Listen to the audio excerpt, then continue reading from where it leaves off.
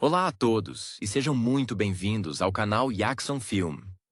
Se você é novo por aqui, não se esqueça de se inscrever no canal e deixar o seu like para apoiar o nosso conteúdo. Hoje, vamos conversar sobre o filme John Wick Chapter 2, de 2017. A jornada implacável de John Wick encontra um novo e perigoso capítulo. Depois de recuperar seu carro e vingar a morte de seu cachorro, o lendário Baba Yaga se encontra novamente mergulhado no submundo que tentou desesperadamente deixar para trás. O primeiro sinal disso surge na forma de Santino D'Antônio, um antigo conhecido que o resgata de um beco após um confronto violento. D'Antônio, com a elegância fria de um mafioso europeu, reivindica uma ficha que John lhe devia, um símbolo de um juramento de sangue irrevogável feito anos antes, quando Wick ainda estava sob as asas da alta cúpula, dedicando-se a atos que garantiam sua liberdade do crime organizado. Esta dívida o obriga a fazer um trabalho que ele, em sua nova vida, consideraria repulsivo: assassinar o irmão de Santino, Diana D'Antônio, que agora preside a mesa da alta cúpula em Roma. A relutância de John é palpável. Ele entende a gravidade de quebrar o juramento, mas a ficha não permite recusas. A preparação é metódica, quase ritualística. Vemos John revisitar seu arsenal escondido, cada arma polida, cada traje à prova de balas cuidadosamente selecionado. Ele não é apenas um homem em busca de vingança. Ele é um artista da letalidade, cuja reputação é construída sobre uma precisão quase sobrenatural, um reflexo de seu treinamento intenso, que muitos sussurram ter sido aprimorado em algum lugar no leste profundo. Chegando a Roma, a cidade eterna se transforma em um campo de batalha estilizado. A cena no museu, durante o baile de máscaras, é um espetáculo de violência coreografada. John, vestindo um terno impecável, navega pela multidão com a graça de um predador, encontrando Diana. O assassinato é executado com a frieza necessária. Diana, ao aceitar seu destino, queima sua própria ficha, um ato de dignidade final que sublinha as regras rígidas que governam aquele mundo. No entanto, o serviço não termina aí. Santino, revelando sua verdadeira natureza calculista, usa a queima da ficha como pretexto para declarar John um pária, pois ele agora tem conhecimento de algo que não deveria saber.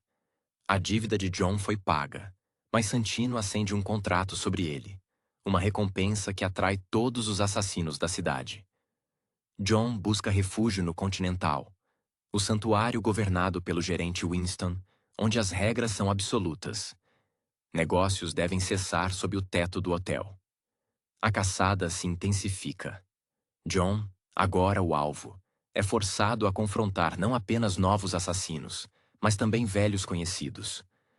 Um dos mais notáveis é Cassian, um amigo e colega assassino cuja dedicação ao código é inabalável. A luta entre eles nos subterrâneos de Roma é brutal. Uma dança de facas e tiros que demonstra o respeito mútuo e a inevitabilidade de seus papéis opostos. É um lembrete de que, para esses profissionais, a amizade é uma luxúria perigosa. John consegue escapar, regressando a Nova York, onde a perseguição continua implacável. O clímax ocorre quando ele se dirige ao Continental, buscando a proteção final sob a regra do não matar dentro. Ele encontra Winston e revela a traição de Santino. Winston, sempre um negociador astuto, oferece uma saída. Se John matar Santino dentro do perímetro do hotel, o contrato sobre ele será revogado, mas ele será excomungado da organização. A cena final nos leva ao salão de espelhos do Continental. John confronta Santino, que se esconde dentro do hotel, acreditando estar seguro. A sequência de tiroteios nos corredores espelhados é visualmente deslumbrante e caótica, um reflexo da confusão mental de John e da natureza traiçoeira de seu inimigo. John, exausto, mas determinado, finalmente acerta as contas com Santino, matando-o ali mesmo. Ao final, Winston, com a dignidade de um juiz, declara que a violação das regras não pode ser ignorada. Embora John tenha eliminado a ameaça imediata e recuperado sua liberdade de um contrato, ele quebrou a regra máxima do Continental. Winston, com um sorriso frio, revoga o passe de John, declarando-o excomungado, com um contrato massivo colocado sobre sua cabeça. A última imagem nos mostra John, sozinho, correndo pelos becos de Nova York, um homem sem aliados, com o mundo inteiro agora caçando o lendário Baba Yaga. A paz que ele procurava se tornou um mito mais distante do que nunca. Ele não é apenas um homem em busca de vingança. Ele é um artista da letalidade, cuja reputação é construída sobre uma precisão quase sobrenatural. Um reflexo de seu treinamento intenso, que muitos sussurram ter sido aprimorado em algum lugar no leste profundo, talvez nas frias academias de combate que forjam lendas. John, vestindo um terno impecável, navega pela multidão com a graça de um predador, seus movimentos econômicos e mortais. Encontrar Diana é fácil. A dificuldade reside em fazê-lo sem desrespeitar o ambiente de alta sociedade que ela ocupa. Diana, ao aceitar seu destino, queima sua própria ficha, um ato de dignidade final que sublinha as regras rígidas que governam aquele mundo. Um mundo onde até a morte é regida por contratos e honra distorcida. Santino, revelando sua verdadeira natureza calculista e arrogante, usa a queima da ficha como pretexto para declarar John um pária, pois ele agora tem conhecimento de algo que não deveria saber. Um conhecimento que ameaça a estrutura de poder de D'Antônio. John se vê novamente em fuga, mas desta vez, a caçada é pessoal e generalizada. Ele busca refúgio no Continental, o santuário governado pelo gerente Winston, um homem de sabedoria antiga e autoridade inquestionável, onde as regras são absolutas. Negócios devem cessar sob o teto do hotel, um pacto que garante a ordem no caos. A caçada se intensifica e a exaustão começa a pesar sobre os ombros de John. Ele, agora o alvo, é forçado a confrontar não apenas novos assassinos, mas também velhos conhecidos. Cassian, possivelmente um ex-colega de treinamento ou alguém que admirava a lenda de John, mas que agora vê nele apenas o preço de um contrato, confronta Wick. É um lembrete de que, para esses profissionais, a amizade é uma luxúria perigosa que o código não permite sustentar. John consegue escapar, mas o preço da sobrevivência é alto. Ele regressa a Nova York, onde a perseguição continua implacável. Ele precisa de aliados, mas percebe que todos estão sob a influência do contrato. Ele encontra a diretora, a mulher que o acolheu na juventude, que lhe forneceu as ferramentas para sua carreira inicial. Ela lhe concede um marcador, um recurso precioso, mas exige um serviço em troca. Um trabalho para limpar seu nome, um ato que o empurra ainda mais para o abismo moral. John executa o marcador, mas a adrenalina da sobrevivência o impulsiona adiante. Ele encontra Winston e expõe a traição de Santino, a hipocrisia de usar uma dívida de honra para desencadear uma guerra pessoal. Winston, sempre um negociador astuto, cujo império se baseia no equilíbrio de poder, oferece uma saída. Se John matar Santino dentro do perímetro do hotel, o contrato sobre ele será revogado, mas ele será excomungado da organização, perdendo todo o suporte futuro. É uma escolha entre a morte imediata e o ostracismo perpétuo. John confronta Santino, que se esconde dentro do hotel, acreditando estar seguro sob a proteção do local. Um erro de cálculo fatal motivado pela soberba.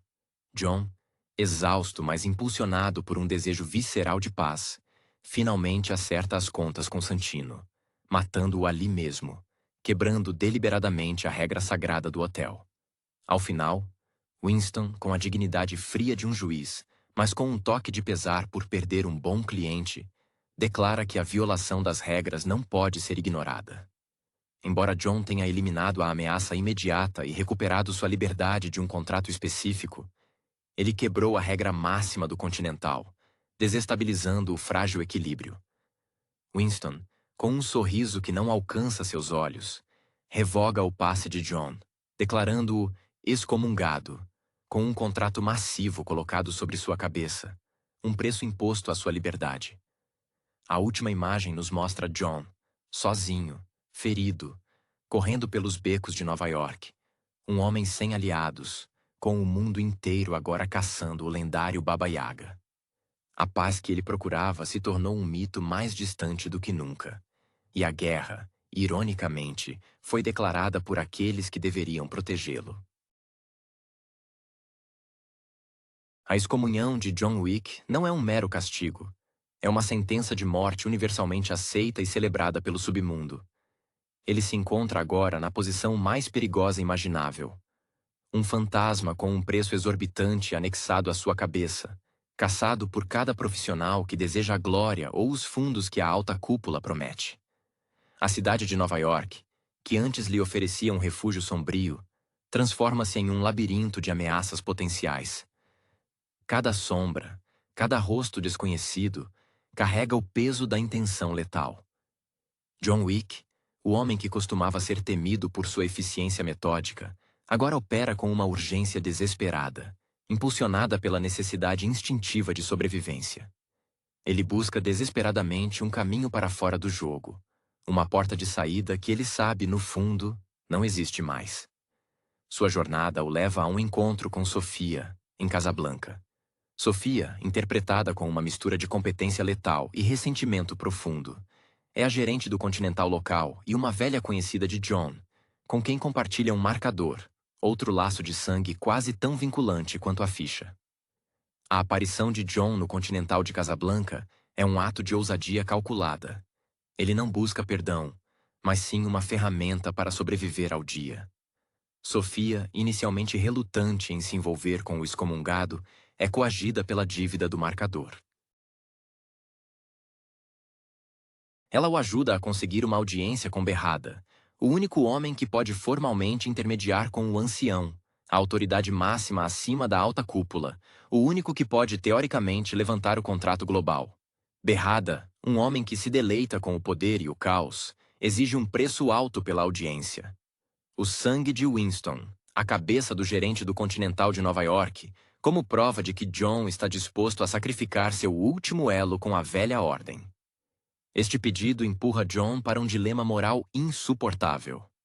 Matar Winston significaria aniquilar a única estrutura que ainda lhe oferecia vestígios de regras.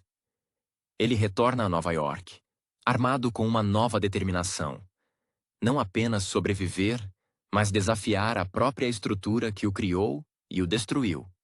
A tensão aumenta à medida que ele se aproxima do Continental, sabendo que atravessar suas portas agora significa guerra aberta contra seus antigos protetores. A corrida para o encontro com Winston é repleta de confrontos brutais, onde John precisa despachar dezenas de assassinos de elite, todos munidos de armas de fogo de alta tecnologia e determinação cega. Ele é um homem contra o sistema, e cada vitória é apenas um adiamento temporário da inevitável derrota. O Baba Yaga está sangrando, mas sua fúria é a única coisa que o mantém de pé contra um mundo inteiro de inimigos. A exaustão emocional da matança em Roma e a traição de Winston pesam sobre seus ombros, mas a necessidade de viver, de manter a memória de sua esposa viva através da própria existência, o impele a seguir adiante. Seu instinto de sobrevivência, aprimorado em incontáveis anos de serviço e reclusão forçada, o guia para o exterior, para o exílio voluntário que se tornara obrigatório. Sofia, interpretada com uma mistura de competência letal e ressentimento profundo, é a gerente do Continental local e uma velha conhecida de John, com quem compartilha um marcador, outro laço de sangue quase tão vinculante quanto a ficha. Um testemunho de um favor prestado sob coação ou necessidade mútua. Ele não busca perdão, mas sim uma ferramenta para sobreviver ao dia. Um contato que ainda possa operar nas margens do código violado. Sofia, inicialmente relutante em se envolver com o excomungado, cujas ações trouxeram a ira da alta cúpula para o seu território, é coagida pela dívida do marcador. A cena entre eles é carregada de tensão, pois Sofia precisa proteger seu próprio domínio e sua filha, o único elo que a ancora à vida normal.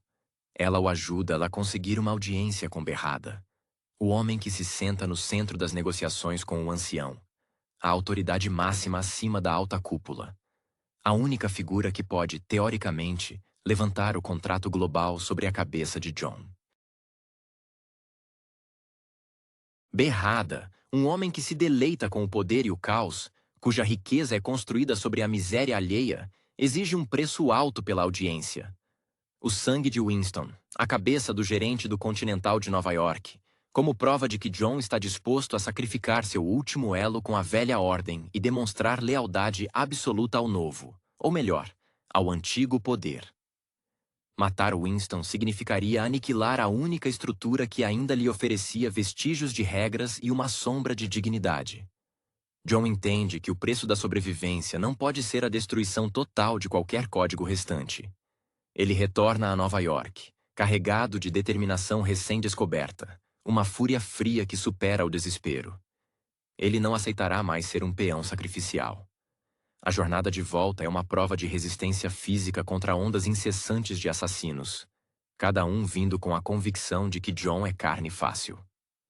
Ele usa cada pedaço da cidade como arma, transformando vitrines, carros e escadas em armadilhas mortais. Ele se aproxima do Continental, sabendo que atravessar suas portas agora significa guerra aberta contra seus antigos protetores, e a inevitável confrontação com Winston, o homem que o condenou.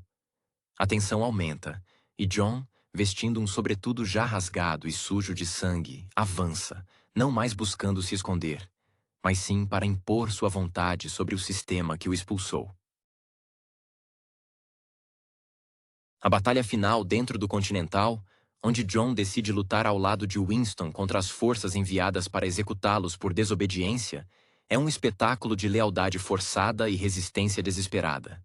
Eles lutam juntos, utilizando a arquitetura do hotel como um campo minado, cada tiro ecoando como um desafio direto à autoridade do ancião. Ao final, Jon cumpre a tarefa, mas não da forma esperada por Berrada. Ele se alia a Winston, e juntos, eles derrubam os executores enviados. Jon, no entanto, já não espera clemência. Ele apenas sobreviveu a mais um dia, e agora, com Winston ao seu lado temporariamente, ele se prepara para o que virá. O mundo está pequeno demais para o Baba Yaga excomungado, e a única saída é subir na hierarquia ou morrer tentando. A proteção de sua filha se torna a alavanca que Jon, com sua tristeza habitual, sabe usar com eficácia. Ele se recusa a ser o executor das ordens de Berrada. Em vez disso, ele usa Sofia e seu marcador para chegar até o ancião no deserto. A jornada através do Saara é árdua, um teste final de sua resistência física.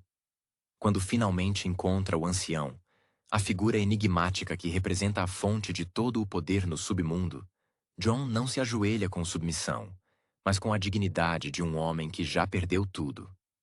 O ancião impõe a condição. Jon deve matar Winston. Em troca, o contrato será revogado.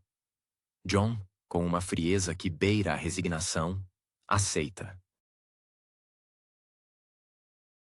Ele não mata por dever, mas por sobrevivência imediata, sabendo que Winston, de certa forma, o condenou primeiro. A tensão aumenta, e Jon, vestindo um sobretudo já rasgado e sujo de sangue, avança. Ao encontrar Winston, Jon não ataca imediatamente, mas propõe uma trégua forçada contra a verdadeira ameaça: o ancião. Winston, percebendo que o preço de sua cabeça agora é a única coisa que o liga ao seu amigo excomungado, concorda em lutar lado a lado, transformando o Continental em uma fortaleza sitiada. A batalha dentro do hotel é um espetáculo de lealdade forçada e resistência desesperada, com Jon e Winston se defendendo contra os executores de Berrada. Ao final, os invasores são derrotados. Jon, tendo cumprido a promessa feita ao ancião de forma indireta, ao sobreviver e lutar contra as forças enviadas, confronta Winston. Jon está pronto para cumprir a tarefa, mas Winston, demonstrando uma lealdade calculada ao seu parceiro de combate, não o entrega ao ancião. Em vez disso, Winston declara ao emissário que John havia morrido na batalha, mentindo para proteger a única pessoa capaz de gerar tanto caos quanto ordem. Winston, mantendo a fachada, diz que o preço foi pago, mas John, agora um inimigo de todos, e Winston, que o encobriu, estão numa posição extremamente frágil. John Wick se afasta sabendo que a trégua é temporária. Ele trocou o contrato da alta cúpula pela inimizade do ancião, o verdadeiro mestre. Ele está ferido, isolado, mas pela primeira vez em muito tempo, ele não está fugindo de uma dívida. Ele está lutando pela sua liberdade contra o Criador de todas as regras. O mundo está pequeno demais para o Baba Yaga excomungado, e a única saída agora é derrubar a estrutura inteira. A aparente trégua selada com Winston no Continental não é mais do que um breve e tenso armistício sob a ameaça iminente do ancião. John Wick, respirando o ar rarefeito da liberdade temporária, sabe que a mentira de Winston sobre sua morte só sustentará a fachada por pouco tempo. O ancião, a figura quase mítica que comanda as sombras, não tolera desafios sutis. Ele exige obediência absoluta ou aniquilação completa. John, carregando as feridas físicas e a cicatriz moral de ter se curvado ao ancião, agora se encontra no precipício, com o conhecimento de que a guerra contra o topo da pirâmide é inevitável. Ele se afasta da luz fria e regulamentada do Continental, mergulhando nas ruas esquecidas de Nova York, um domínio que ele conhece intimamente. A preparação para esta nova fase é diferente. Não se trata mais de vingança ou pagamento de dívidas, mas de guerra assimétrica. John começa a desmantelar metodicamente qualquer infraestrutura que a alta cúpula utilize em seu território. Um ato de desafio silencioso que envia ondas de choque pelos bastidores. Ele utiliza a rede de contatos esquecidos e os favores passados que nem mesmo a excomunhão conseguiu apagar completamente, movendo-se como um fantasma que, embora caçado, ainda conhece todos os túneis e passagens secretas. A perseguição se intensifica de maneira formalizada. A alta cúpula, irritada com a afronta de Winston e a sobrevivência de Wick, designa um adjudicador, uma figura austera e implacável, para garantir que as regras sejam restauradas pelo sangue. O adjudicador, com uma calma aterradora, informa Winston que, por ajudar John, o Continental de Nova York será profanado, e Winston deverá se submeter a uma execução pública ou abdicar de seu trono. Winston, vendo seu império ameaçado, se prepara para a defesa final, antecipando que John será a chave para sua salvação ou sua ruína. John, ciente da retaliação iminente contra Winston, o homem que, apesar de tudo, lhe deu um último vislumbre de honra, decide retornar ao campo de batalha de sua escolha. Ele não busca mais fugir. Ele busca redefinir as regras do jogo. A batalha final dentro do Continental é épica, coreografada com a precisão de um balé mortal. John e Winston, em uma aliança improvável forjada pela necessidade mútua de sobrevivência contra um inimigo comum, defendem o hotel contra ondas de assassinos de elite, incluindo figuras enviadas especificamente para executar Winston. No ápice do confronto, John, escalando os telhados e utilizando a estrutura vertical do hotel como uma arma, confronta o adjudicador. A luta é breve, mas intensa. John Wick não negocia com quem impõe a morte. Ele derrota o mensageiro, mas o verdadeiro confronto com o ancião ainda está por vir. Winston, após sobreviver ao massacre, observa John partir. O Baba Yaga, agora verdadeiramente sem laços, sem santuários e com o mundo inteiro declarando guerra contra ele, não se dirige ao deserto para pedir clemência. Ele se vira para a única coisa que lhe resta: a promessa implícita de que, se o sistema não pode ser escapado, ele deve ser quebrado de dentro para fora.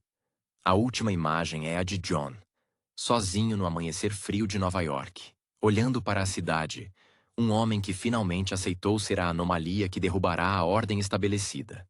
John, carregando as feridas físicas e a cicatriz moral de ter se curvado ao ancião no deserto, um ato que o humilhou mais profundamente do que qualquer derrota física. Agora se encontra no precipício, com o conhecimento de que a guerra contra o topo da pirâmide é inevitável. Ele se recusa a ser o cão de guarda de alguém novamente.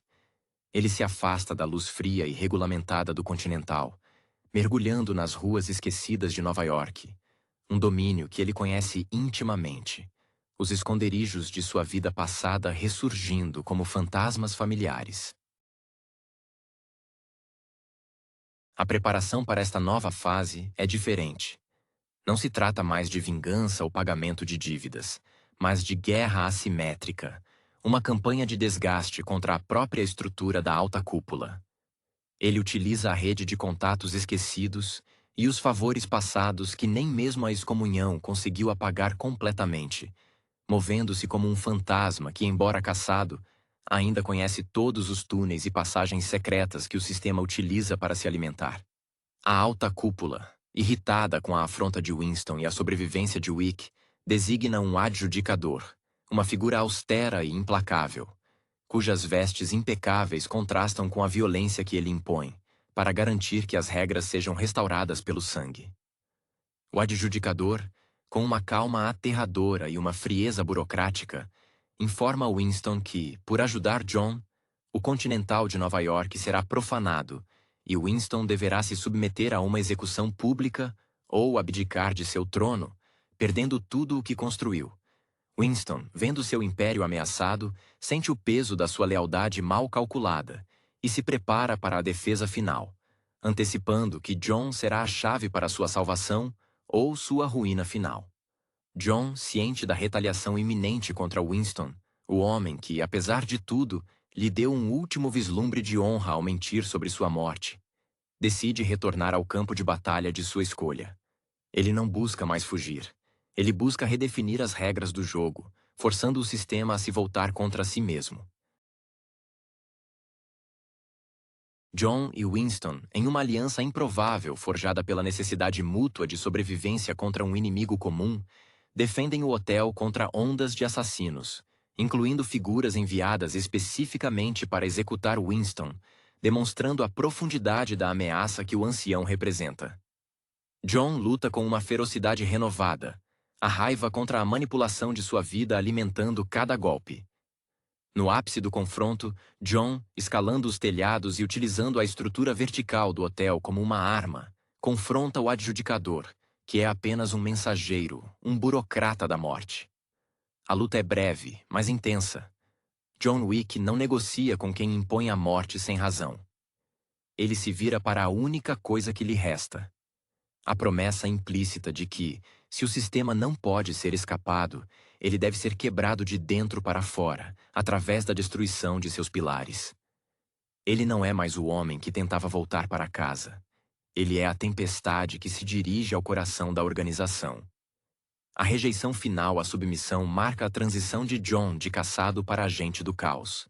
Ele se afasta de Winston não por desconfiança, mas por saber que qualquer associação prolongada com o gerente do Continental condenará a ambos novamente. A cidade, antes um refúgio temporário, é agora um campo de provas onde John deve demonstrar que o preço de sua cabeça é, na verdade, um risco muito maior do que a recompensa.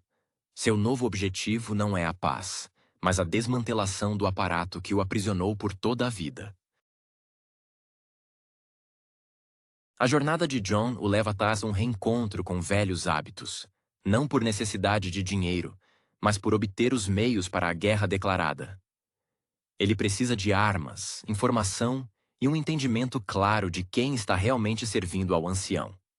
A narrativa se concentra em sua abordagem metódica, agora temperada com uma resignação fatalista. Ele age com a precisão de um cirurgião, visando os pontos nevrálgicos da logística da alta cúpula. Os armazéns de suprimentos, os centros de comunicação e os intermediários de pagamento. Cada ação é calculada para criar uma reação em cadeia, forçando o ancião a revelar mais de suas cartas. O foco recai então sobre a natureza do ancião e sua autoridade incontestável. O ancião não é apenas um líder. Ele é o guardião da tradição. o homem que garante que as regras, por mais arbitrárias que sejam, permaneçam como a única lei. John compreende que matar o ancião não é apenas um assassinato. É um ato teológico, uma heresia que pode desestabilizar todo o equilíbrio. A busca por essa figura culmina em uma revelação chocante. O ancião reside em um local que é, paradoxalmente, o berço de tudo o que John representa. A confrontação final ocorre em um cenário despojado, longe do luxo dos continentais e dos salões de baile romanos. É um duelo de ideologias. John, cansado de promessas quebradas e juramentos forçados, exige a anulação completa do sistema que tirou sua esposa e sua paz.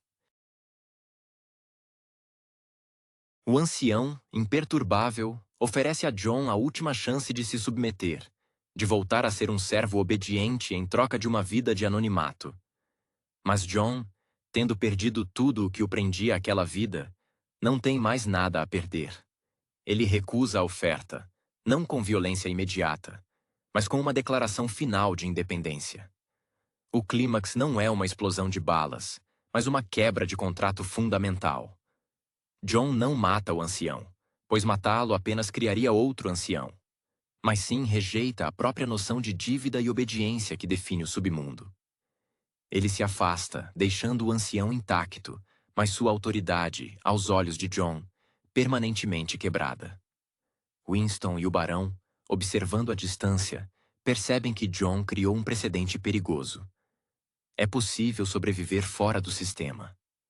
A cena final mostra John, agora verdadeiramente livre e incrivelmente perigoso, caminhando para o horizonte desconhecido. Ele não está mais fugindo de contratos. Ele está livre para fazer os seus próprios termos, e o mundo inteiro, que antes o caçava, agora precisa aprender a lidar com um homem que não deve nada a ninguém. A paz ainda é um sonho distante, mas a liberdade, finalmente, é real. A rejeição final à submissão marca a transição de John de caçado para agente do caos, um catalisador de mudança no universo das sombras. Seu novo objetivo não é a paz, mas a desmantelação do aparato que o aprisionou por toda a vida, uma vingança contra a própria estrutura da servidão. Ele se reencontra com velhos hábitos, não por necessidade de dinheiro, mas por obter os meios para a guerra declarada.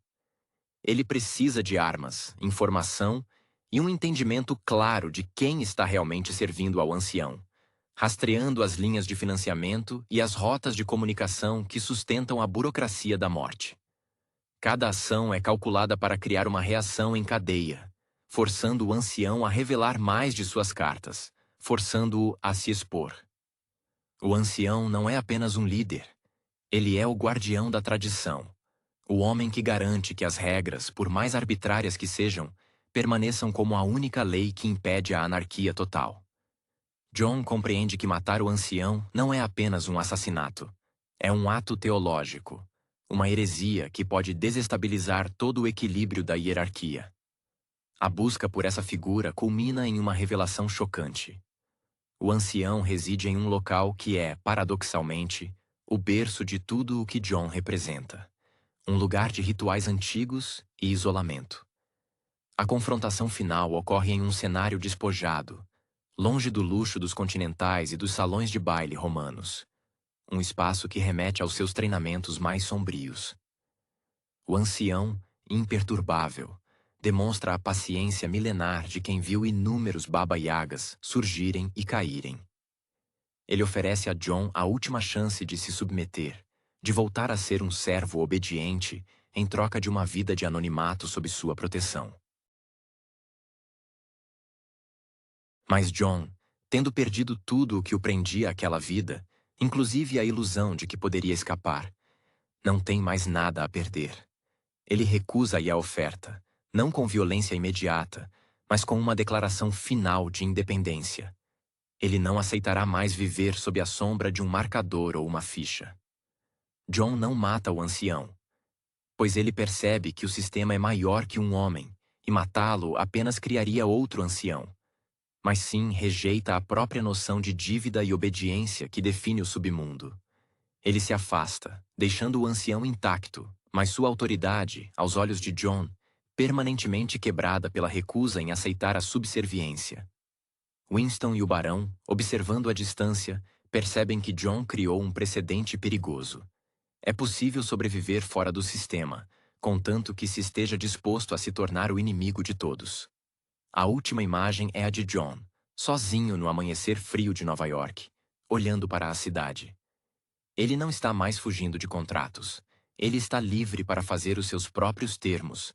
E o mundo inteiro, que antes o caçava por dinheiro, agora precisa aprender a lidar com um homem que não deve nada a ninguém. A paz ainda é um sonho distante, mas a liberdade, finalmente, é real.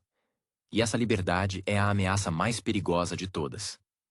A busca por essa figura culmina em uma revelação chocante. O ancião reside em um local que é, paradoxalmente, o berço de tudo o que John representa. Um lugar de rituais antigos e isolamento. Um deserto que purifica ou destrói. Ele se torna o ponto de interrogação vivo em um mundo de respostas absolutas, pronto para transformar o campo de caça em seu próprio palco de guerra. A continuação da saga de John Wick, apresentada em John Wick Chapter 2, transcende a simples expansão de um universo de ação já estabelecido. Ela aprofunda as regras, a mitologia e, crucialmente, a tragédia interna do protagonista. Keanu Reeves, retornando ao papel que redefiniu sua carreira pós-Matrix, não está apenas interpretando um assassino aposentado forçado a voltar à ativa, mas sim um homem condenado a viver sob um código do qual não pode escapar. O filme se inicia imediatamente após o clímax do primeiro longa, estabelecendo um tom de urgência implacável. A casa de John, seu breve santuário construído sobre as cinzas da perda de sua esposa Helen, é invadida por Yosef Tarasov, o último resquício de seu passado violento. O assassinato do cão, um gatilho emocional tão visceral quanto qualquer arma, não é apenas um pretexto narrativo, mas a destruição simbólica da paz que John tentava desesperadamente construir. A sequência inicial da retomada da violência, com John rastreando e eliminando sistematicamente a máfia russa, é um espetáculo coreográfico. A perícia de Reeves, treinada em artes marciais japonesas, judô e jiu-jitsu, combinada com a tática de Gun Fu, a fusão de tiroteio com combate corpo a corpo, atinge um novo patamar de fluidez e brutalidade estilizada. É a dança da morte que o público aprendeu a admirar, agora mais polida e letal. A entrada no submundo controlado pelo High Table, a alta cúpula, é onde o filme realmente expande seu escopo. A introdução de Santino D'Antonio, interpretado por Ricardo Escamárcio, e a subsequente ativação do Cédula, a promessa de sangue selada, solidificam a ideia de que John Wick não é um fora da lei comum, mas sim um vassalo dentro de um sistema feudal de assassinos. A narrativa explora a honra e a dívida com uma seriedade quase operística. O filme se beneficia enormemente da adição de Lawrence Fishburne como Bowery King. A química entre Reeves e Fishburne, remanescente de Matrix, adiciona uma camada de familiaridade irônica ao novo universo sombrio. Bowery King, como um rei subterrâneo que opera sob o radar da alta cúpula, representa uma facção de poder alternativa. Um homem que negocia informações com a mesma eficácia com que John executa contratos. A jornada leva John a Roma, um cenário que contrasta com a crueza urbana de Nova York. A sequência no cemitério, onde John se prepara para assassinar Santino, é um momento de tensão silenciosa, destacando a estética visual luxuriante e gótica do filme. A luta contra Ares, interpretada pela ex-dublê e especialista em luta japonesa, Ruby Rose, introduz um novo arquétipo: o assassino silenciado, um contraponto físico à eloquência forçada de John. O ponto de inflexão moral ocorre quando John hesita em cumprir o contrato contra Helen, a irmã de Santino, mostrando que o código de honra é menos importante para ele do que o espectro de sua esposa. Quando John quebra a regra fundamental, matar no terreno consagrado do Continental, mesmo que sob coação de Santino, ele se torna, ironicamente, o alvo. O Continental, sob a gestão calma e meticulosa de Winston Ian McShane, não é apenas um hotel. É o centro nevrálgico da neutralidade e da lei, e sua violação exige retaliação máxima. O clímax em torno da galeria de arte, com sua exibição de obras abstratas e luzes estroboscópicas, transforma o confronto final em uma experiência sensorial quase psicodélica. A luta contra o Arbitrator, a árbitra, interpretada por Asia Kate Dillon, explora as ambiguidades de gênero e função dentro deste mundo formalizado. Dillon, com sua presença andrógina e autoridade fria, personifica a burocracia impessoal da alta cúpula. A conclusão é agridoce e inevitável. John, ao aceitar que não pode simplesmente se aposentar, opta por lutar por sua liberdade, mesmo que isso signifique desafiar o próprio sistema que o criou. O confronto final com Winston no topo do Continental é uma magistral jogada de xadrez duplo. Winston, no auge de sua sofisticação calculista, exila John, atirando nele, para manter sua própria posição e a neutralidade do hotel. Essa traição, vista não como uma punição, mas como uma reintegração forçada ao conflito, sela o destino de John Wick. Ele termina ferido, mas paradoxalmente, mais livre do que antes, pois agora ele é o inimigo de todos, um pária caçado, pronto para a guerra total que o terceiro ato promete. O filme é, em essência, sobre a impossibilidade de escapar do passado quando esse passado é uma estrutura social rígida e violenta. A beleza da narrativa reside na forma como o filme utiliza a coreografia de ação não como mero espetáculo, mas como um reflexo da psique de John. Cada movimento ensaiado, cada disparo preciso, é a manifestação física de sua dor reprimida. Keanu Reeves, com sua quietude estoica, carrega o peso de um homem que perdeu tudo, e ao tentar recuperar um vislumbre de normalidade, apenas cava um buraco mais profundo. A referência ao sacrifício de seu cão, que no primeiro filme era um catalisador de vingança pessoal, aqui se transforma em uma motivação para honrar dívidas que ele preferiria esquecer, mas que o código o obriga a cumprir. A expansão do universo com a introdução da alta cúpula é magistralmente executada através da formalidade. O Continental não é apenas um hotel seguro. É um enclave soberano regido por regras ancestrais. Um microcosmo da sociedade feudal, onde a palavra dada vale mais que a vida. Winston, com sua elegância britânica e seu domínio impecável do sarcasmo, é a personificação dessa ordem antiga.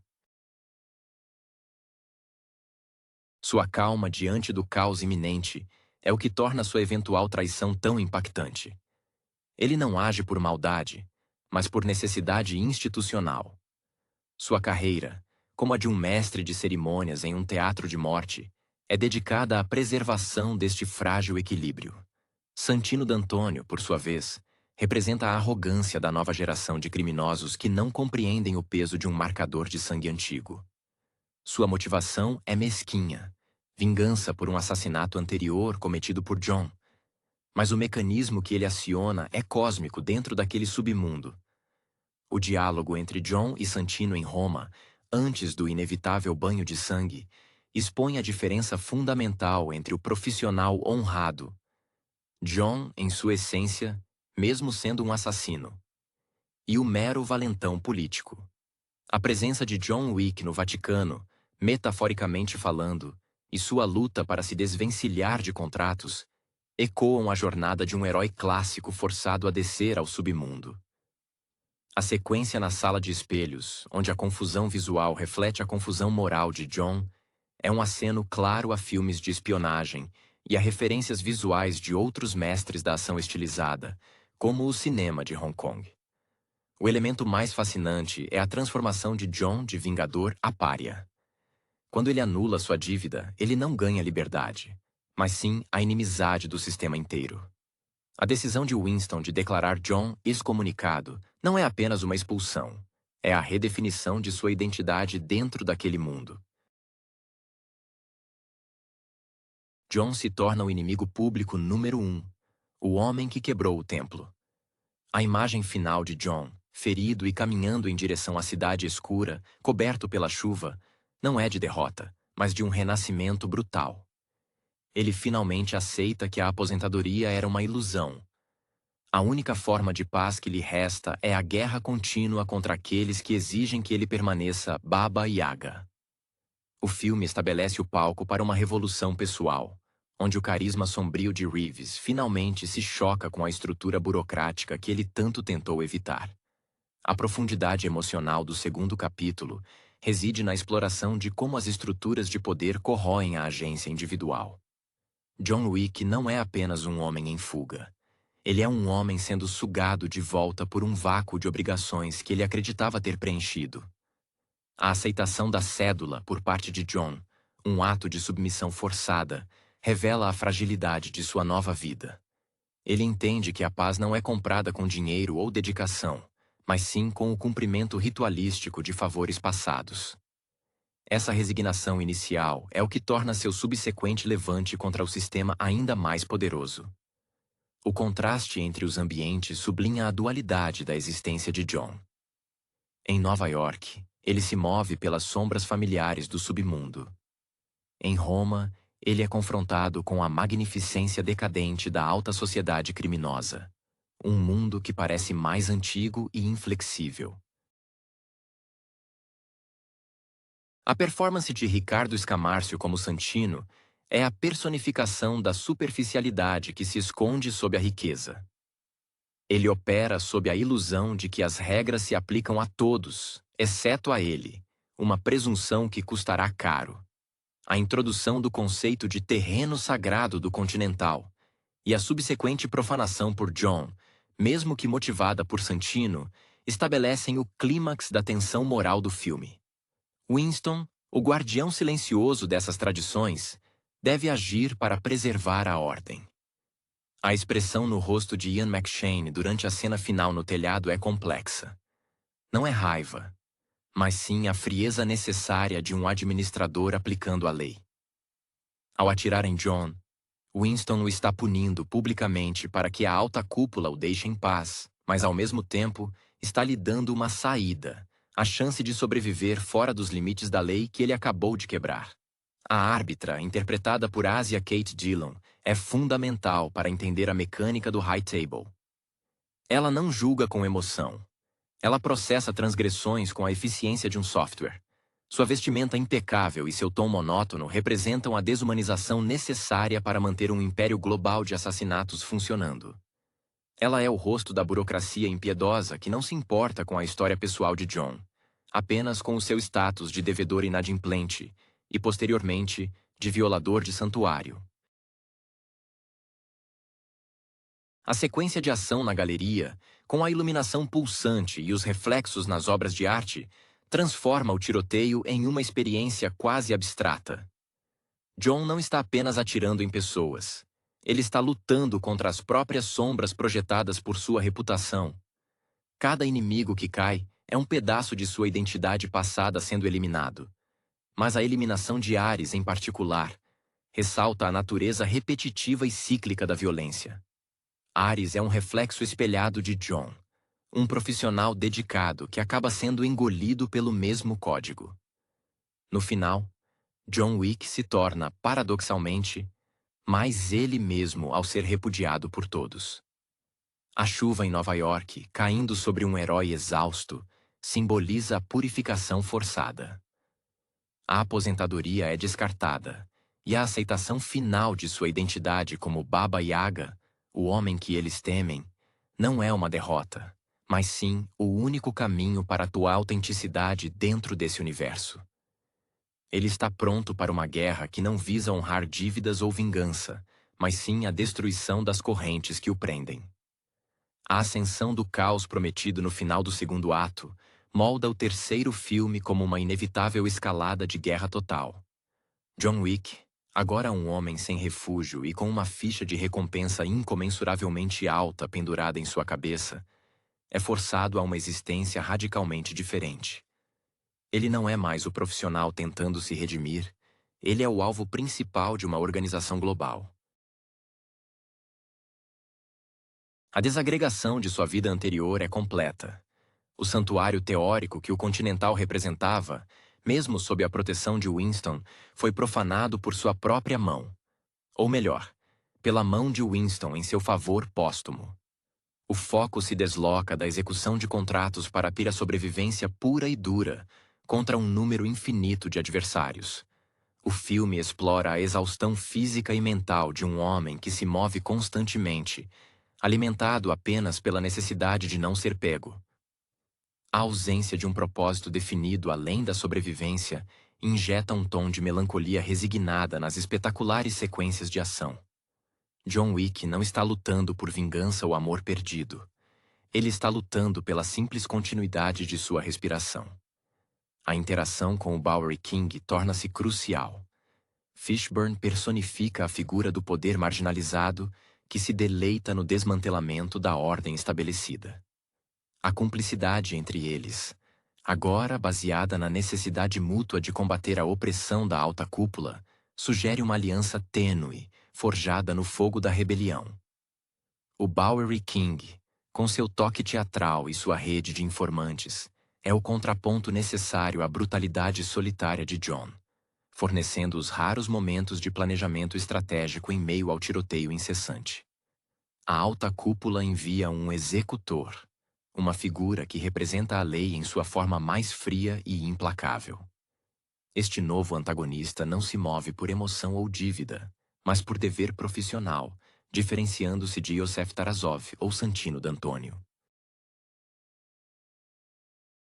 Ele é a personificação da máquina burocrática que John agora confronta diretamente.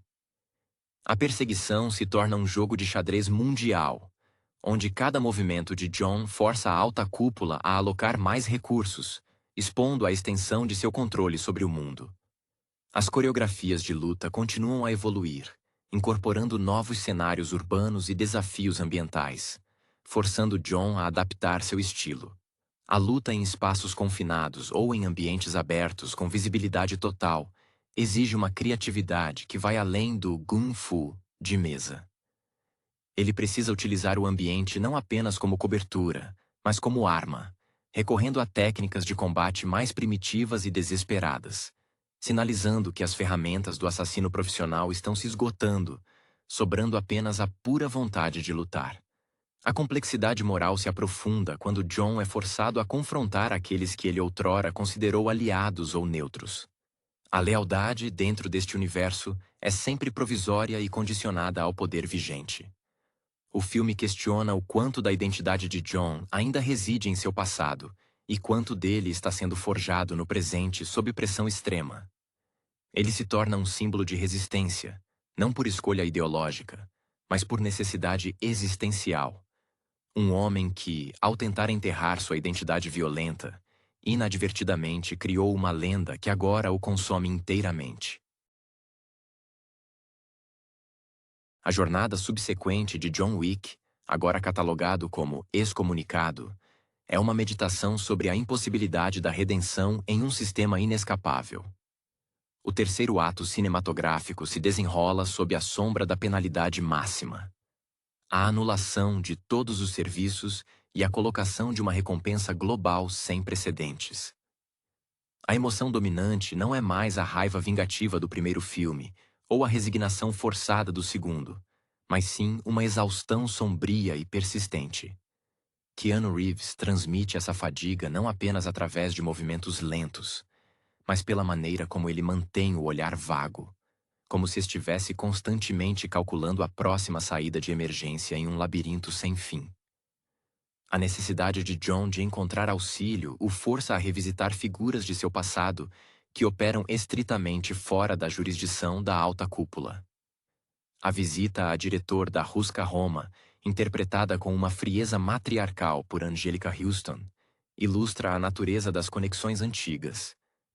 Estes laços não são baseados em amizade, mas em favores passados e um respeito relutante pelo histórico de John.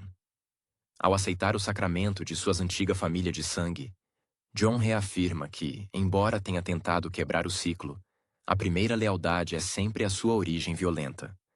Este momento é tingido de uma tristeza operística, pois ele está trocando um futuro incerto por um passado que ele jurou abandonar. A introdução do executor da alta cúpula, interpretado com uma calma aterrorizante, serve para humanizar a burocracia.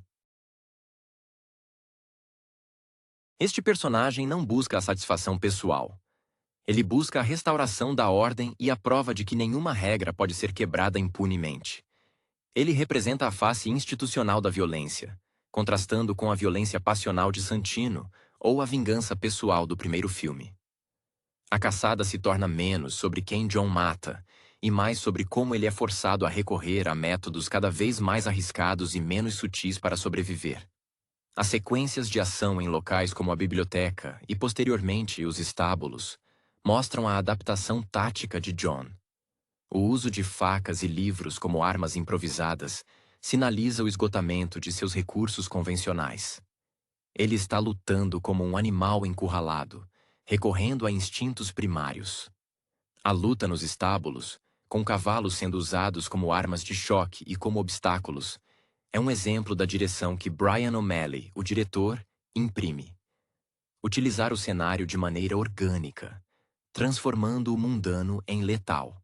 A ação se torna mais suja, mais desesperada, perdendo um pouco da elegância coreografada do segundo filme, em favor de uma brutalidade mais crua.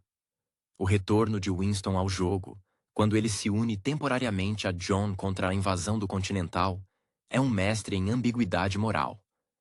A defesa do hotel não é um ato de lealdade a John, mas uma defesa do próprio sistema do Continental. Winston está protegendo o negócio dele. Quando a alta cúpula exige uma demonstração de submissão, a decisão de Winston de atirar em John no telhado, no final do segundo filme, se revela não como uma execução, mas como um sacrifício político para manter sua posição de poder e, crucialmente, para preservar a possibilidade de John sobreviver como um inimigo externo, e não como um traidor interno punido severamente. O clímax desta nova fase é a aceitação tácita de John de que a guerra é agora seu estado permanente. Ele não está mais procurando um fim para o conflito, mas sim um inimigo específico para enfrentar: a própria alta cúpula. A emoção final que permeia sua jornada é a solidão absoluta. Todos que o ajudaram o fizeram por um custo ou por um favor, e não por afeto genuíno. John Wick se transforma no fantasma que eles criaram, condenado a vagar pelo submundo, um monumento vivo à impossibilidade de deixar o passado para trás, quando esse passado é uma fundação construída sobre contratos e sangue. A transição para um estado de anomia total, imposto pela alta cúpula, força John Wick a confrontar a natureza de sua lenda. Ele não é apenas um homem, mas uma força destrutiva cujas ações têm consequências sistêmicas. O terceiro filme aprofunda a mitologia ao mostrar o custo real da deserção. Não apenas a perda de aliados, mas a desintegração de todos os pilares sociais que governavam sua existência anterior. A chuva incessante que o cobre no final do segundo filme é substituída pela poeira e pela luta constante por recursos básicos, sublinhando que a sobrevivência é agora mais importante que a dignidade profissional. A parceria com o Bowery King ganha nuances mais sombrias. King, que opera com uma audácia quase teatral, vê a crise de John como uma oportunidade de abalar a estrutura de poder que o restringe. Ele fornece os meios, mas John fornece o ímpeto destrutivo. A relação deles é um pacto de conveniência contra um inimigo comum, mais do que uma amizade verdadeira, ecoando a desconfiança inerente a qualquer aliança no submundo. O executor, com sua postura metódica e seu arsenal tecnológico superior, é o contraponto perfeito à genialidade tática de John. Ele não possui a fúria de Yosef ou a política astuta de Santino. Ele é a manifestação do dever burocrático levado ao extremo letal. A perseguição se torna um estudo de contrastes. A habilidade visceral e quase animal de John contra a precisão impessoal e orquestrada do executor. As cenas de luta refletem isso, com John frequentemente sobrepujado em número ou tecnologia, forçando-o a ser criativo e cruel. A incursão de John na Rusca Roma, buscando o perdão ou um favor da diretor, É um momento de profunda vulnerabilidade exposta sob camadas de estoicismo.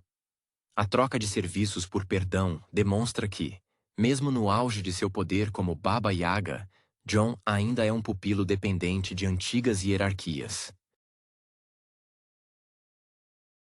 A cicatriz deixada no seu braço, um símbolo de sua eterna dívida, é a prova física de que ele nunca poderá ser verdadeiramente livre.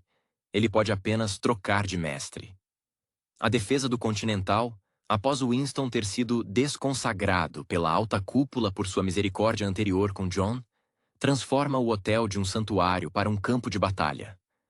Este evento solidifica na ideia de que a neutralidade é uma ilusão sustentada apenas pela força e pelo equilíbrio de poder.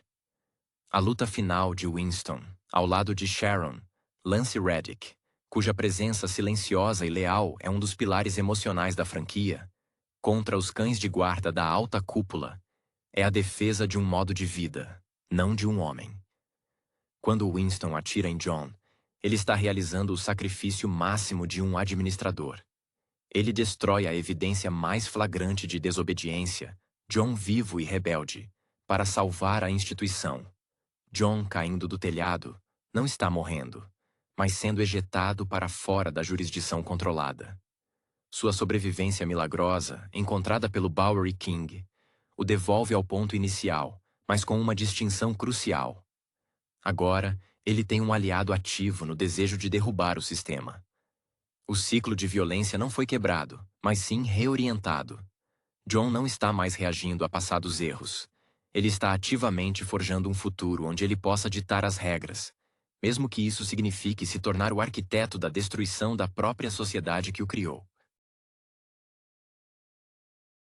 A união forçada de John Wick e Bowery King no rescaldo da tentativa de execução marca o nascimento de uma frente de resistência aberta contra a onipotência da alta cúpula.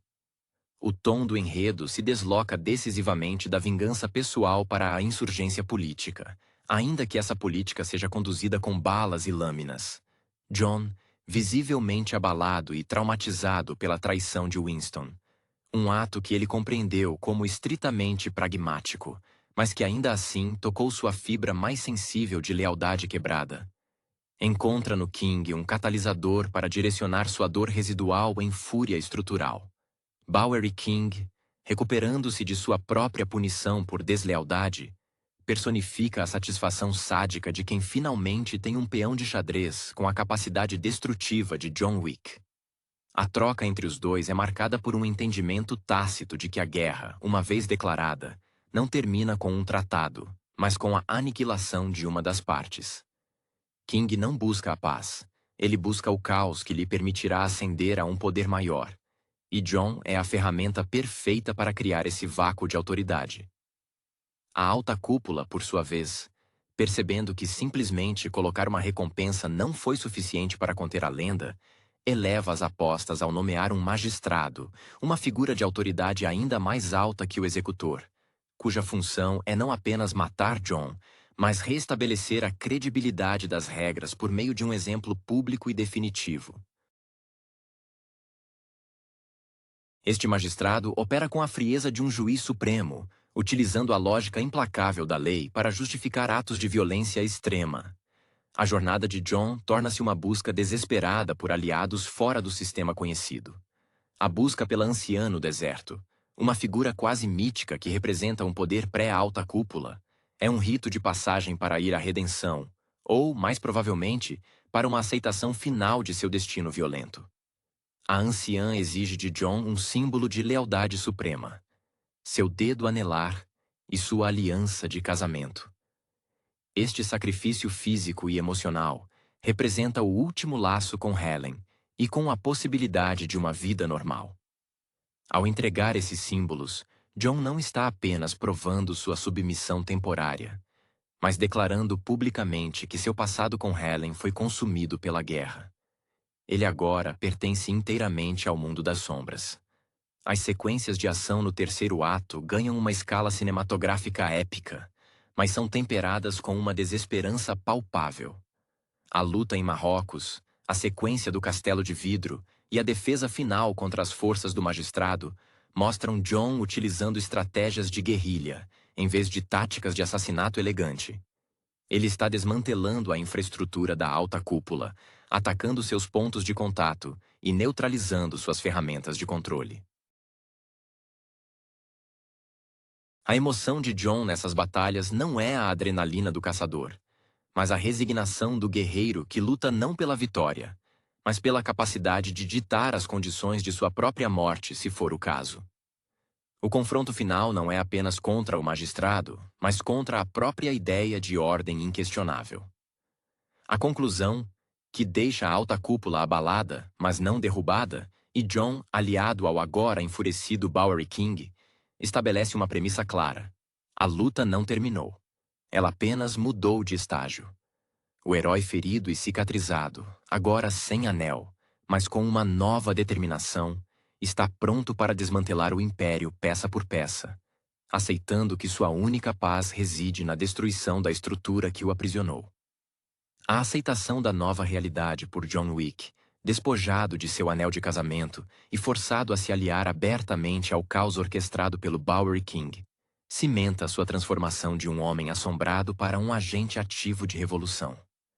A dor da perda de Helen, antes um motor de vingança pontual, agora se converte em uma energia fria e constante para desmantelar o sistema que roubou dele qualquer possibilidade de luto tranquilo.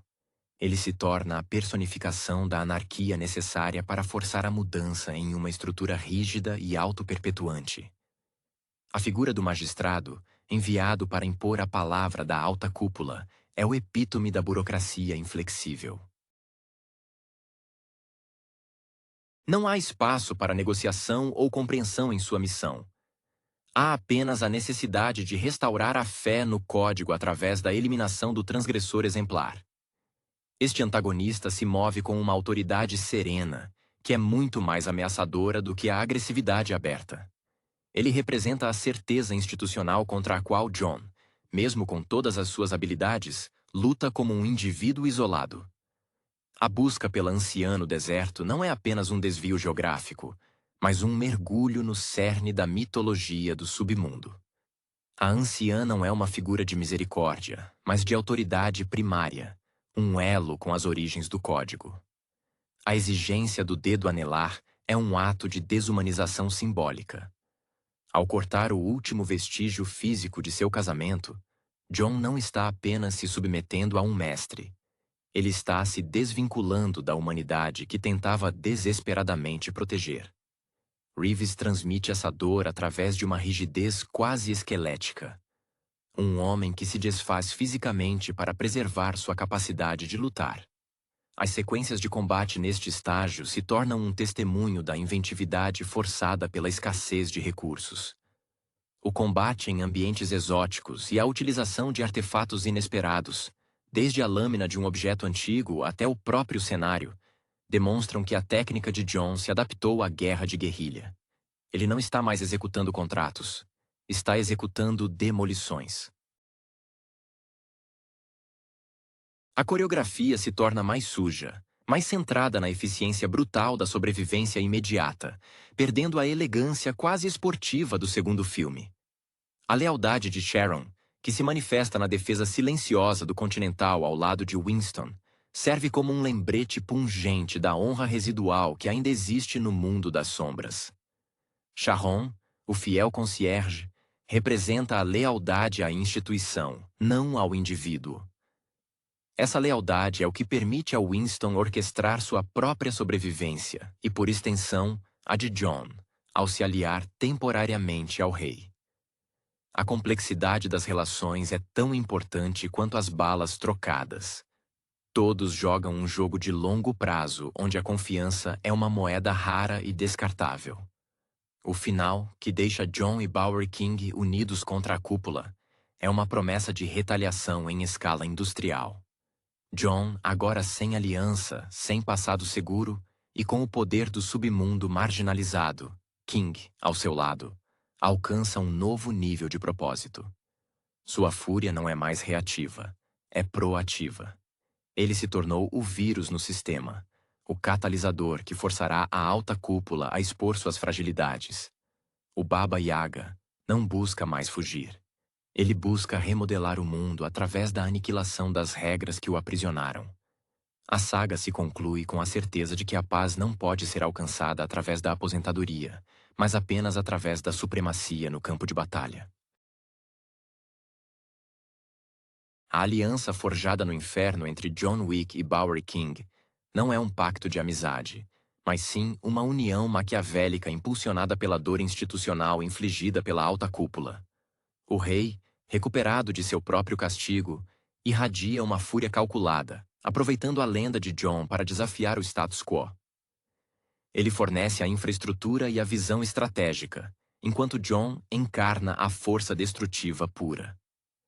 A emoção predominante de Keanu Reeves neste ponto não é mais a resignação, mas uma concentração gélida, a aceitação final de que a única via de saída do sistema é através da sua destruição total. A alta cúpula, em sua tentativa de manter a ordem, revela-se mais um sistema burocrático opressor do que um corpo de assassinos honrados. O magistrado atua como o inquisidor supremo, utilizando procedimentos e regras como armas. Sua frieza metódica serve para despir a violência de qualquer paixão, tornando o conflito puramente existencial. A liberdade individual contra a tirania da estrutura. Este contraste é essencial. John é a anomalia imprevisível que desafia a lógica dos algoritmos de poder da cúpula. O sacrifício da aliança na presença da anciã é o ponto de não retorno emocional para John. Ele enterra simbolicamente a memória de Helen sob as areias do deserto, trocando a esperança tênue de redenção pela capacidade de ação imediata. Este ato, filmado com uma gravidade quase religiosa, remove a última barreira moral que o impedia de abraçar completamente sua identidade como Baba Yaga. Ele não está mais protegendo um legado. Está criando um novo, baseado na retaliação. As sequências de ação subsequentes se tornam um espetáculo de desespero adaptativo.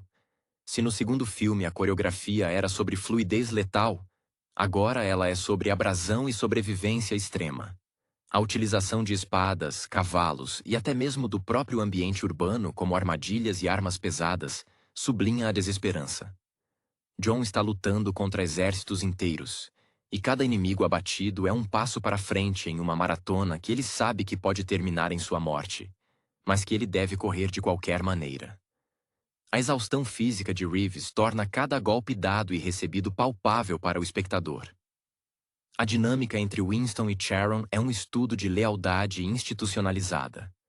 Winston, o pragmático mestre de cerimônias, demonstra que sua primeira fidelidade é a sobrevivência do Continental como conceito. Seu tiro em John não foi um assassinato, mas uma transação de alto risco para apaziguar a alta cúpula, garantindo que o hotel permanecesse um ponto de referência, mesmo que John se tornasse o inimigo público número 1. Sharon, por sua vez, permanece fiel ao seu posto, e a Winston, representando a honra silenciosa dos que servem a um código, mesmo que esse código seja cruelmente aplicado. O desfecho, que solidifica a aliança entre o pária, John, e o marginalizado, King, estabelece a premissa para a guerra total. John não é mais um homem buscando paz. Ele é a encarnação da insurreição. Sua jornada se torna a de um herói trágico que precisa destruir o mundo para se libertar dele. A imagem final de John, pronto para atacar a fonte do poder, sugere que a beleza da saga não reside na vitória, mas na persistência obstinada em lutar contra a inevitabilidade de seu destino violento. A fase de insurgência aberta, firmada pela união entre John Wick e Bowery King, marca a consolidação da mitologia do personagem como um ícone da resistência individual contra o poder corporativo implacável. O foco narrativo se afasta da busca por redenção individual e se estabelece firmemente na desestabilização do regime da alta cúpula. O sentimento que permeia as ações de John não é mais o luto, mas sim uma indignação fria, canalizada pela infraestrutura logística que o rei agora lhe providencia. É a luta do indivíduo contra a máquina, amplificada pela escala global das perseguições. A figura do magistrado atua como um contrapeso fascinante à natureza caótica da violência de John. Ele não é um rival pessoal, mas um representante da lei em sua forma mais desapaixonada e onipresente. Este personagem personifica a ideia de que o universo de John Wick é regido por contratos e regulamentos que se aplicam universalmente, independente do carisma ou da habilidade de combate do indivíduo. A execução de qualquer um que tenha ajudado John, inclusive o magistrado de Winston, serve para reforçar que a única moeda aceita é a obediência inquestionável ou a aniquilação completa. O sacrifício do dedo anelar à anciã, embora doloroso, liberta John de sua última âncora emocional com a vida anterior. A ausência do anel em seu dedo não é apenas um detalhe visual. É a prova tangível de que a identidade de Baba Yaga suplantou totalmente a de John Wick, o marido. Reeves consegue transmitir essa perda através de uma contenção ainda maior. Como se cada movimento fosse agora puramente funcional, desprovido de qualquer traço de humanidade sentimental que pudesse ser explorado como fraqueza. As sequências de ação em larga escala, como a batalha no Castelo de Vidro, ou os tiroteios coreografados em ambientes repletos de elementos verticais, demonstram uma evolução na linguagem visual da franquia. Não se trata apenas de matar. Trata-se de navegar em um ambiente projetado para ser uma armadilha mortal. A introdução de técnicas de luta que incorporam o ambiente de maneira mais agressiva, como a luta com facas em corredores estreitos ou o uso de armadilhas contextuais, mostra que John está aprendendo a usar a própria arquitetura opressiva da alta cúpula contra ela mesma. A relação entre Winston e Sharon se revela o estudo de personagem mais sutil e complexo. Sharon, o guardião estoico, permanece leal ao princípio do Continental, e não necessariamente a Winston como indivíduo. A sua participação na defesa, ao lado de Winston, mesmo após a aparente traição, indica uma lealdade à ordem, a noção de que há um lugar onde as regras podem ser mantidas, mesmo que essa manutenção custe a vida de um aliado. Quando Winston se submete ao julgamento da alta cúpula, ele o faz para preservar a instituição que ele administra, provando que, em última análise, o sistema sempre prevalece sobre a lealdade pessoal. A culminação desta fase reside na aceitação de que o fim do conflito não será a aposentadoria, mas a redefinição das regras sob o poder de John e King. A imagem final não é de um homem em paz, mas de um homem com um objetivo claro e terrível: forçar a alta cúpula a negociar sob a ameaça de colapso total.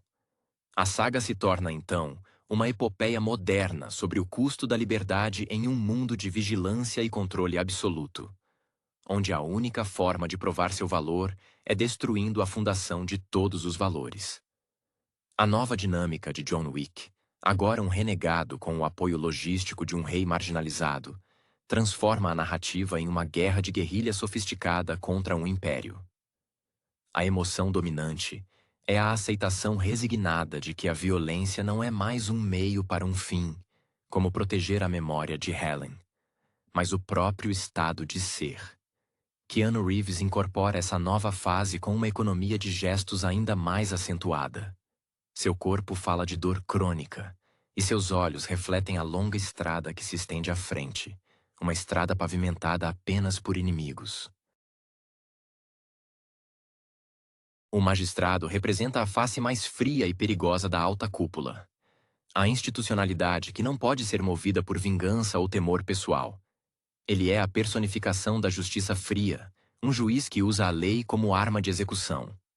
Sua missão não é derrotar John Wick em combate singular, mas sim demonstrar a futilidade da rebelião, eliminando sistematicamente todos os pontos de apoio que o Baba Yaga possa ter tido.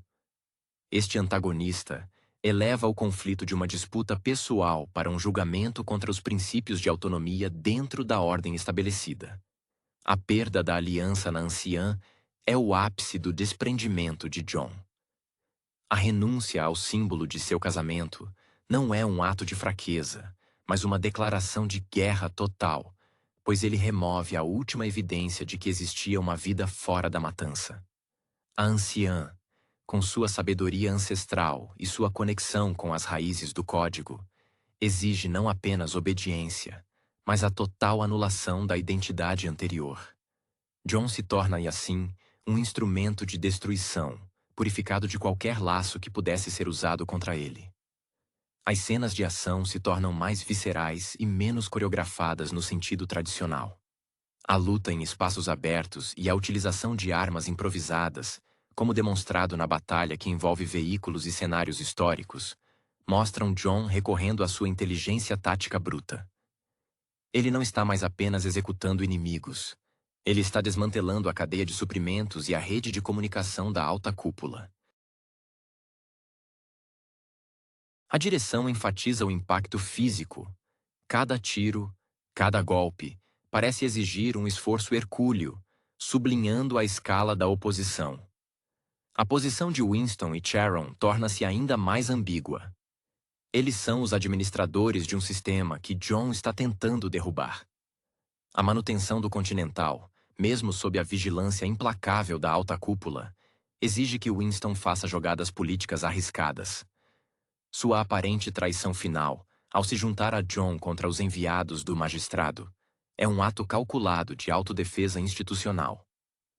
Winston compreende que um John Wick totalmente livre, mas operando fora da lei, é menos perigoso para o Continental do que um John Wick forçado a derrubar o hotel para sobreviver. A lealdade de Sharon é uma nota constante de honra silenciosa. Ele serve ao espaço e aos princípios do hotel, aceitando a autoridade de Winston como seu guia dentro do código. A união final com o Bowery King, ambos feridos e jurando vingança, posiciona Jon não mais como um fugitivo, mas como o catalisador de uma reforma violenta. Eles não buscam paz, buscam reescrever os termos de poder.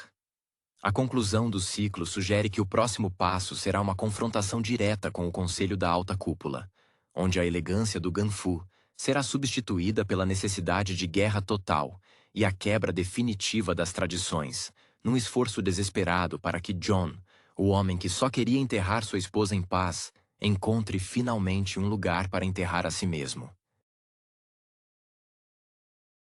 A aceitação de John Wick como o arauto da insurreição abre as portas para a exploração da última fronteira do poder. A própria alta cúpula. A narrativa se metamorfoseia de uma saga de sobrevivência em uma campanha militar de guerrilha contra uma entidade quase divina. A dor de Jon, agora desprovida de qualquer rastro de esperança romântica, solidifica-se em uma determinação austera. Keanu Reeves, com um olhar que sugere anos de privação de sono e dor contida, projeta um homem que não luta mais por um retorno ao passado, mas pela anulação do sistema que tornou esse passado impossível. Ele é a lenda viva que finalmente decide confrontar o panteão que a criou. A figura do Alto Círculo, representada inicialmente pelo magistrado, é a manifestação da tirania da tradição.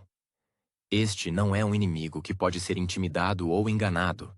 Ele é a personificação do regulamento.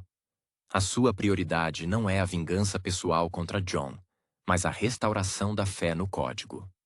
A execução implacável de todos os cúmplices de Jon, desde porteiros a gerentes, demonstra a capacidade da cúpula de erradicar qualquer célula de desobediência, transformando o submundo em um território esterilizado e controlado.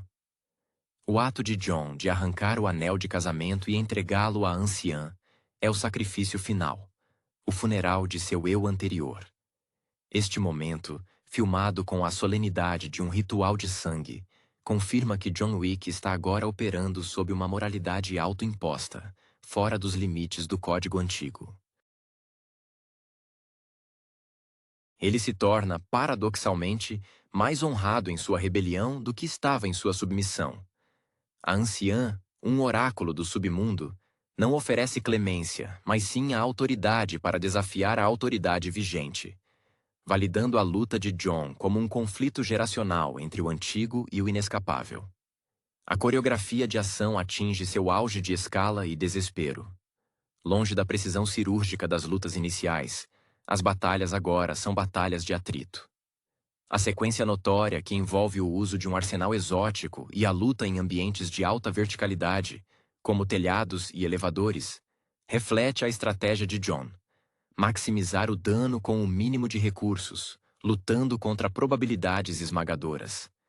Ele não está mais otimizando. Está improvisando com a brutalidade de um homem que aprendeu a usar cada objeto inanimado como uma extensão letal de sua vontade. Winston e Sharon permanecem como o espelho moral da franquia. A decisão de Winston de se aliar a John contra os executores enviados pela alta cúpula após o julgamento é o ato de um administrador salvando seu território. Ele protege o Continental não por John, mas pelo conceito de santuário.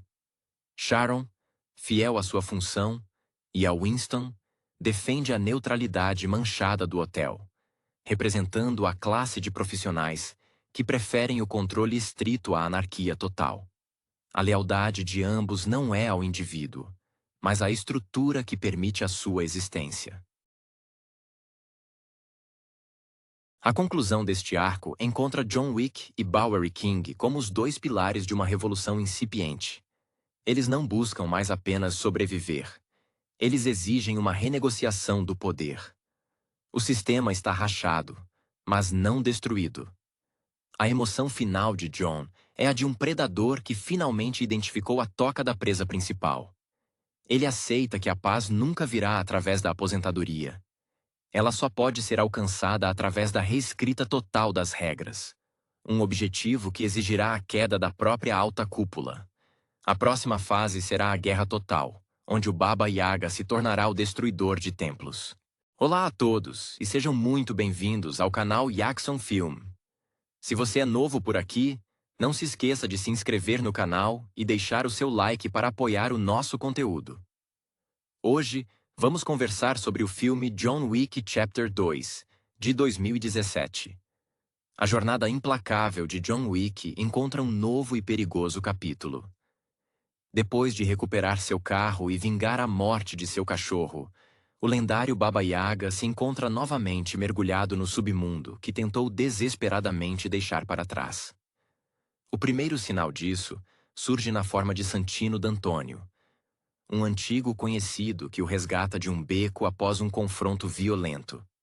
D'Antônio, com a elegância fria de um mafioso europeu, reivindica uma ficha que John lhe devia. Um símbolo de um juramento de sangue irrevogável feito anos antes, quando Wick ainda estava sob as asas da alta cúpula, dedicando-se a atos que garantiam sua liberdade do crime organizado. Esta dívida o obriga a fazer um trabalho que ele, em sua nova vida, consideraria repulsivo: assassinar o irmão de Santino, Diana D'Antônio, que agora preside a mesa da alta cúpula em Roma. A relutância de John é palpável. Ele entende a gravidade de quebrar o juramento, mas a ficha não permite recusas. A preparação é metódica, quase ritualística. Vemos John revisitar seu arsenal escondido, cada arma polida, cada traje à prova de balas cuidadosamente selecionado. Ele não é apenas um homem em busca de vingança. Ele é um artista da letalidade, cuja reputação é construída sobre uma precisão quase sobrenatural, um reflexo de seu treinamento intenso, que muitos sussurram ter sido aprimorado em algum lugar no leste profundo. Chegando a Roma, a cidade eterna se transforma em um campo de batalha estilizado. A cena no museu, durante o baile de máscaras, é um espetáculo de violência coreografada. John, vestindo um terno impecável, navega pela multidão com a graça de um predador, encontrando Diana. O assassinato é executado com a frieza necessária. Diana, ao aceitar seu destino, queima sua própria ficha, um ato de dignidade final que sublinha as regras rígidas que governam aquele mundo. No entanto, o serviço não termina aí. Santino, revelando sua verdadeira natureza calculista, usa a queima da ficha como pretexto para declarar John um pária, pois ele agora tem conhecimento de algo que não deveria saber. A dívida de John foi paga, mas Santino acende um contrato sobre ele, uma recompensa que atrai todos os assassinos da cidade. John busca refúgio no Continental, o santuário governado pelo gerente Winston, onde as regras são absolutas. Negócios devem cessar sob o teto do hotel. A caçada se intensifica. John, agora o alvo, é forçado a confrontar não apenas novos assassinos, mas também velhos conhecidos. Um dos mais notáveis é Cassian, um amigo e colega assassino cuja dedicação ao código é inabalável. A luta entre eles nos subterrâneos de Roma é brutal. Uma dança de facas e tiros que demonstra o respeito mútuo e a inevitabilidade de seus papéis opostos. É um lembrete de que, para esses profissionais, a amizade é uma luxúria perigosa. John consegue escapar, regressando a Nova York, onde a perseguição continua implacável. O clímax ocorre quando ele se dirige ao Continental, buscando a proteção final sob a regra do não matar dentro. Ele encontra Winston e revela a traição de Santino. Winston, sempre um negociador astuto, oferece uma saída. Se John matar Santino dentro do perímetro do hotel, o contrato sobre ele será revogado, mas ele será excomungado da organização. A cena final nos leva ao salão de espelhos do Continental. John confronta Santino, que se esconde dentro do hotel, acreditando estar seguro.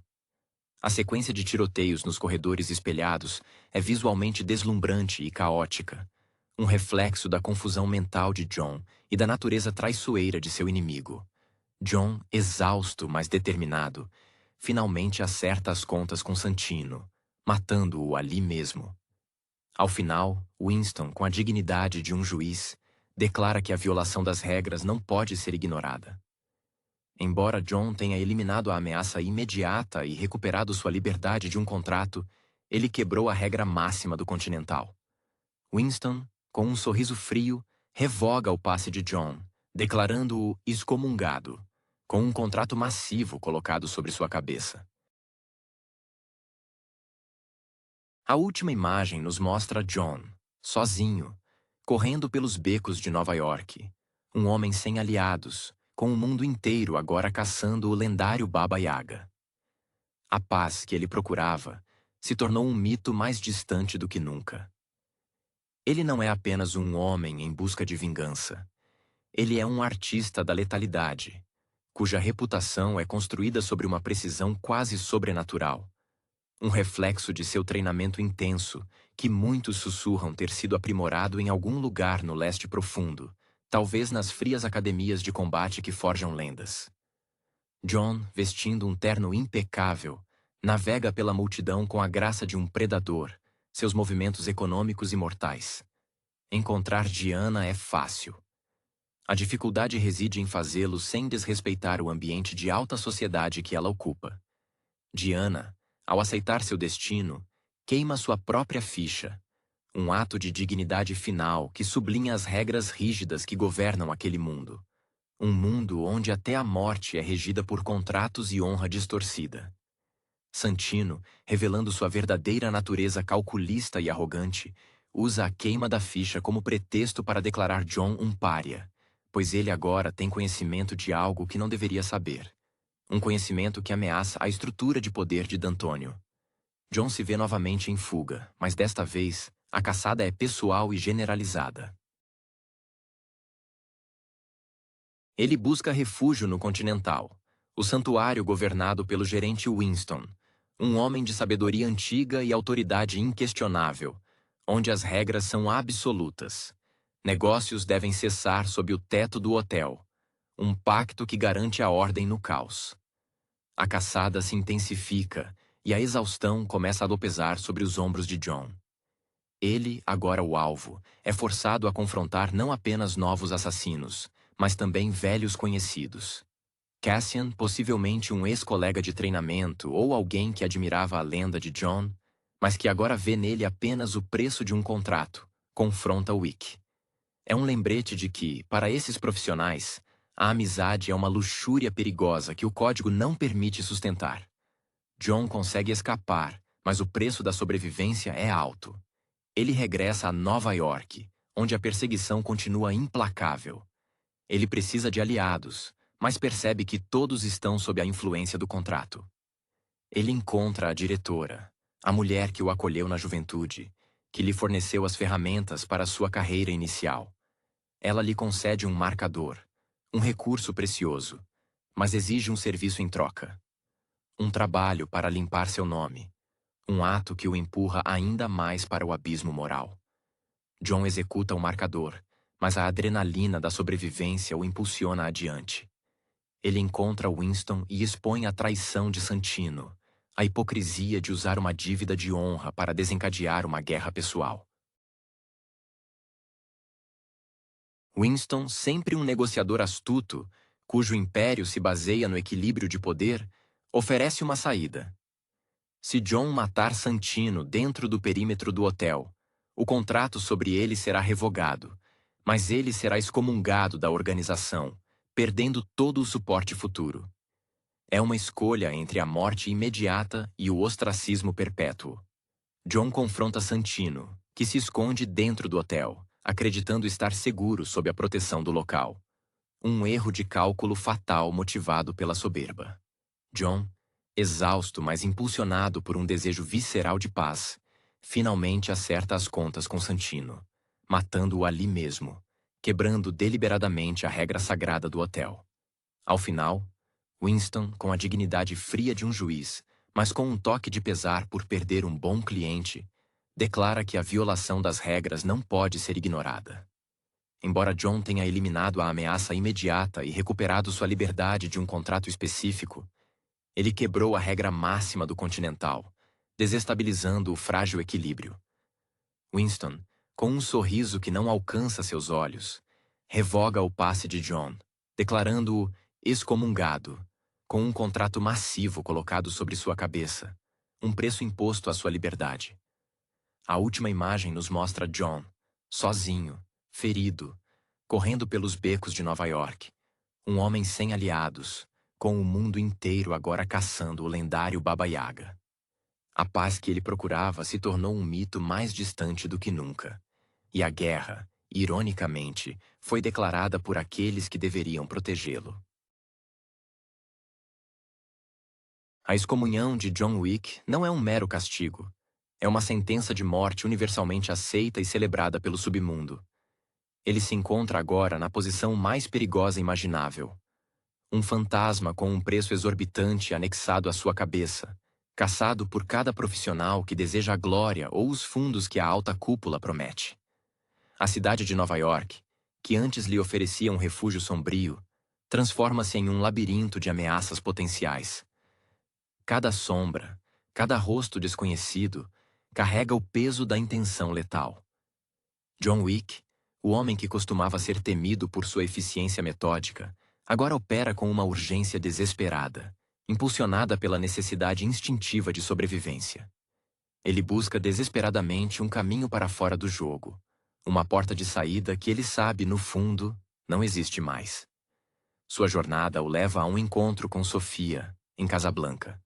Sofia, interpretada com uma mistura de competência letal e ressentimento profundo, é a gerente do Continental local e uma velha conhecida de John, com quem compartilha um marcador, outro laço de sangue quase tão vinculante quanto a ficha. A aparição de John no Continental de Casablanca é um ato de ousadia calculada. Ele não busca perdão, mas sim uma ferramenta para sobreviver ao dia.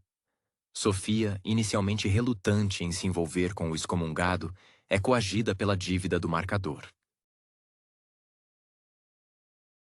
Ela o ajuda a conseguir uma audiência com Berrada, o único homem que pode formalmente intermediar com o ancião, a autoridade máxima acima da alta cúpula, o único que pode teoricamente levantar o contrato global.